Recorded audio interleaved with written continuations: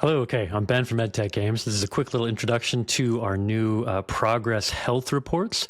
And where these are coming from is we found that the best of teachers, they've got students that learn how to hide from them when they're using the game. And so what this is just an opportunity to shine a spotlight on any students that are struggling, that are not getting the level of progress that we would like them to get. And in most cases, you're going to understand exactly why that student's not progressing the way that we might like them to. You'll be very familiar with them, but sometimes it can be a surprise. So what this report is, it's just a tool for helping you pinpoint who do I need to be aware of today? And typically the recommendation we're going to have for these kiddos, just any kiddo that's that's in like an urgent or a warning category, they just want to be on your list for, okay, I got to take a few seconds at least to check in with this kiddo each day and encourage them, monitor their facts today, their effort bars, and their actual progress through the game. Just make sure that things are going the way that, that they're hitting the level that they're capable of in the program. Okay, let me just minimize this here and take a peek at what it looks like for you here. So when you pop into your class, there'll be this little button up here. It'll sort of give you a quick summary of the most urgent kiddos that you have in your class. And you'll notice that's also reflected down in here in your normal graphs. It's going to color code any students that are urgent or in that danger category there. Just so you can always be mindful of, all right, which are the students I need to sort of always be a little bit vigilant about where their progress is, where their effort levels are, things like that. So if you want to get the quick summary, you pop this little button, it jumps you in there. And now there are filters at the top here. By default, it's just showing like the urgent and the danger, and the third one is maybe. Kiddos in this category, we used to call it like warning, but we're trying to say how to label that. But these are kiddos, they might be just fine in this category if they're a struggling kiddo working really hard. If they're if they should be performing pretty well, then they're in this category, then maybe we need to bump them up a little bit. So you're gonna have to kind of evaluate kiddos in this category here. We should be able to move everyone out of the red category. It'll be extremely rare there's a student that's only capable of the red. The danger zone, you might have some solid kiddos that may be what they're capable of. I don't know. So just kind of take a peek at that, figure out what it might be. And then the data you have here, you've got their progress per hour. That's really the core thing this is based on. We're just looking at, hey, are they progressing? That's what percentage of the content are they mastering per hour? And if you hover over this, it'll give you a quick little insight there for, if it's red, it means they're urgent because they're progressing at less than 4% per hour, which means they're going to take, somewhere north of 25 hours. If they're at 1%, it'd be 100 hours. If they're orange, as you can see there, it's going to take them between 25 and 16 hours. So we can get them out of the orange. They're in that maybe category. That's the 12 to 16 hour range. And that might be great for them. They might be capable of more than that. If they're in the green category, they're going to finish in 8 to 12 hours. That's, and we're just not worried about it. If they're above that and they're in the blue category, they're just fantastic. We don't worry about that at all. Okay, so it's just a clear metric of, well, are they progressing? And then beyond that, it's going to try and help us figure out, well, why are they not progressing? How can we best help this kiddo there? So there's some key data for that in here. The first bar is going to track at the class level, just their total effort level. On average, what's their effort level like in this school year? Okay, and you got 7s, 9s here, 6s and 5s. So none of these are actually in the red category. It's the actual, but for some reason, these kids, they're just not progressing as rapidly as we'd like them to. So we want to dig in and figure out what's happening there.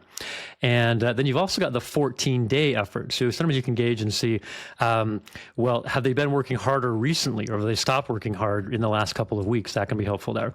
You can also look at overall usage hours and also recent hours. How much have they been doing in the recent past? Okay. And if you want to, you can print this out, nice little summary report you can kind of look at and hold on to. You've also got filter options up here. If you want to add in, also see the kiddos that are doing well, that can be great.